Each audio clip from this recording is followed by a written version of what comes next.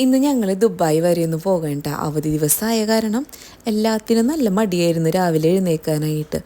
ഒരു 8:30-9 മണിക്ക് ഇറങ്ങണമെന്ന് പറഞ്ഞിട്ട് എല്ലാം കൂടി വീട്ടിൽ നിന്ന് ഇറങ്ങിയപ്പോൾ 10:15 10:30 ആയിട്ടാണ്. നിയർലി 1 മണിക്കൂറോളം ഉണ്ട് റാസൽ ഖൈമയിൽ നിന്ന് ദുബായിക്ക്.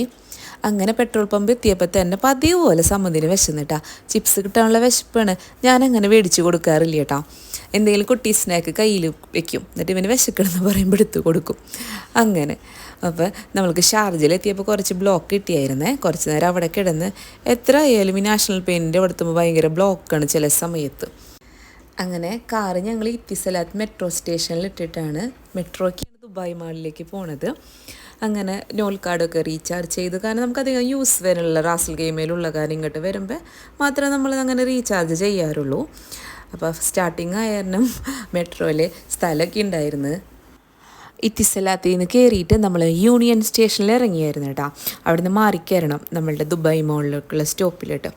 അപ്പോൾ നേരത്തെ മെട്രോയിൽ ഞങ്ങൾ കയറിയപ്പോൾ എന്താ പറയുക, ഫുള്ള് ഫ്രീ ആയിരുന്നു. പക്ഷേ ഇവിടെ ഇച്ചിരി തിരക്കുണ്ടായിരുന്നു. അപ്പോൾ ഈ വ്ളോഗിൽ എനിക്ക് എല്ലാം പറയാൻ പറ്റുന്നില്ല. അപ്പോൾ അടുത്ത വ്ളോഗിൽ എന്തിനാണ് ഞാൻ ദുബായ് മാളിൽ പോയതെന്ന് പറയാം കേട്ടോ.